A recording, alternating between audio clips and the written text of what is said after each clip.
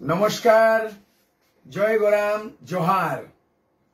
আমি সূর্য সিং বেসরা এই ঝাড়গ্রামের লোকসভা সংখ্যা 33তম সংখ্যা থেকে আগামী দিন 3রা মে নামাঙ্কন নমিনেশন করতে চলেছি এবং এই নমিনেশন আদিবাসী কর্মী সমাজের মনোনীত এবং আদিবাসী মূলবাসীর সমর্থিত প্রার্থী হিসাবে আমি নামাঙ্কন করতে চলেছি।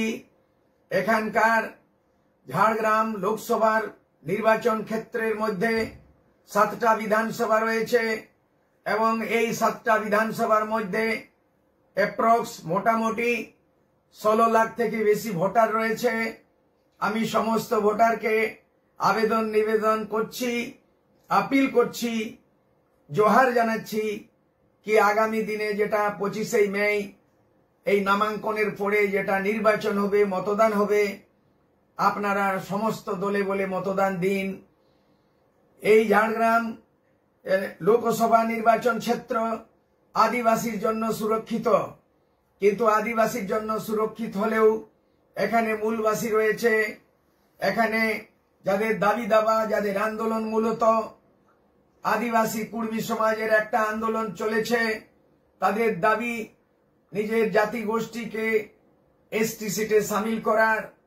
তেমনি এখানে রয়েছে মূলবাসীদের যাদের 27% নকরি চাকরির ক্ষেত্রে গ্যারেন্টি, এবং রয়েছে এখানে আদিবাসী, বিশেষ করে এখানে সাঁওতাল সমাজ যেটা আদিবাসীর মধ্যে তাদের বৃহত্তর সংখ্যা।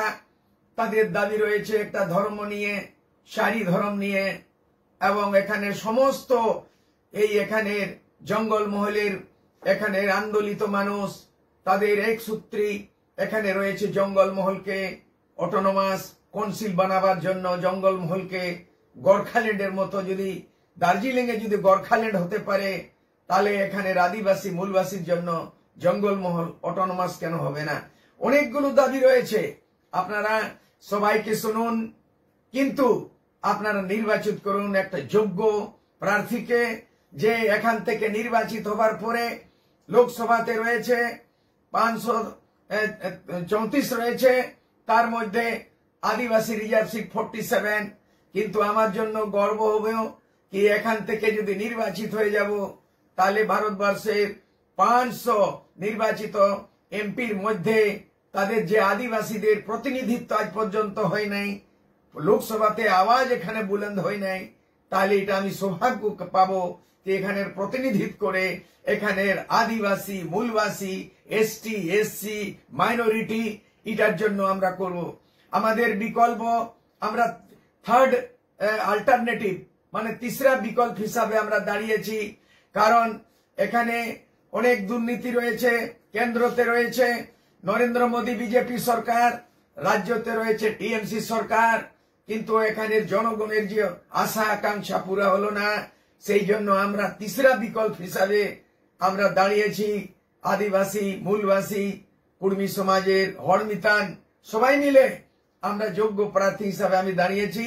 সেই জন্য আমার আগ্রহ, আমার আবেদন নিবেদন কি আপনারা এই 3 তারিখ আগামী 3 মে দলে বলে আপনারা আসুন, আর আপনার জাতি নির্বিশেষে, ধর্ম নির্বিশেষে আদিবাসী মূলবাসী যারা মৈত্রভাব করে ঐক্যবদ্ধ করে আপনারা আসুন, আর এই সুযোগটা হারাবেন না। দলে বলে আপনাদের উপস্থিতি রাখুন, আর আগামী দিনে যে নির্বাচন হবে তাতে যুক্ত প্রার্থী হিসাবে জয়যুক্ত করুন।